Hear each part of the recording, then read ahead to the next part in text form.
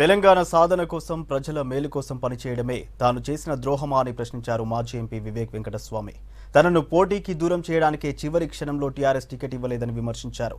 పైగా కొంతమంది కీలుబొమ్మలతో తనపై తప్పుడు ఆరోపణలు చేయిస్తున్నారని ప్రజలకు రాసిన బహిరంగ లేఖలో ఆవేదన వ్యక్తం చేశారు. సమయం లేకపోవడంతో ఈసారి పోటీ చేయట్లేదని ప్రకటించారు.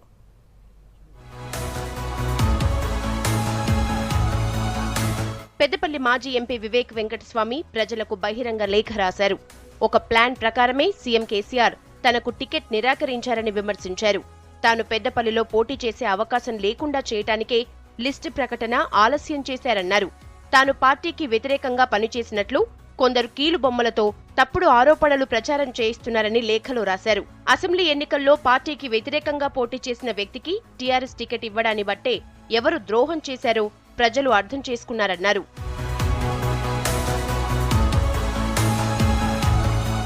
తన తండ్రి కాకా వెంకటస్వామి చివరి క్షణం వరకు తెలంగాణ సాధన కోసమే పనిచేశారని గుర్తు చేశారు వివేక్.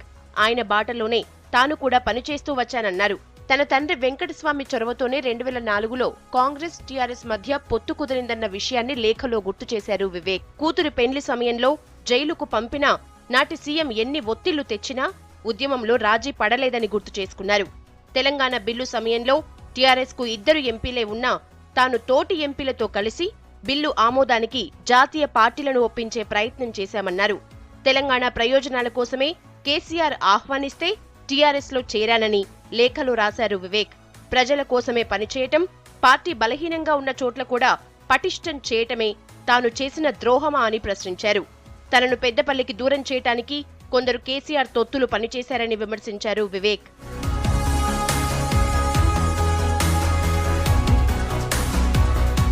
తనకు సలహాదారు పదవి ఇవ్వడమే పెద్ద మేలు చేసినట్లు చెప్తున్నారని, దానివల్ల ఎలాంటి ప్రయోజనాలు తీసుకోలేదని గుర్తు చేశారు వివేక్.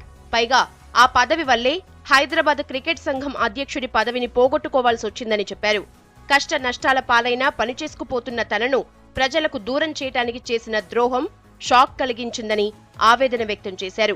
ఉద్యమంలో పనిచేయకపోగా కనీసం జై తెలంగాణ నినాదం కూడా చేయని వాళ్లకు టికెట్ ఇచ్చారన్నారు. తెలంగాణకు వ్యతిరేకంగా పనిచేసిన వాళ్లే ఇప్పుడు పార్టీకి పెద్ద మనుషులుగా మారారని విమర్శించారు. ఇలాంటి చర్యలతో ఉద్యమ ఆకాంక్షలు నెరవేరకపోగా నియంతృత్వ పోకడలు వచ్చాయని, ఇవన్నీ జనం తెలుసుకుంటున్నారని చెప్పారు.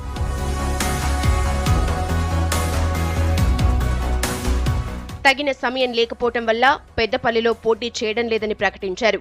కష్టంలో తనకు అండగా నిలిచిన మద్దతుదారులు, అభిమానులకు ధన్యవాదాలు తెలిపారు. పోటీ చేయకున్నా తనకు శక్తి ఉన్నంత వరకు తెలంగాణ ప్రజల మేలు కోసం పనిచేస్తూనే ఉంటానని చెప్పారు వివేక్.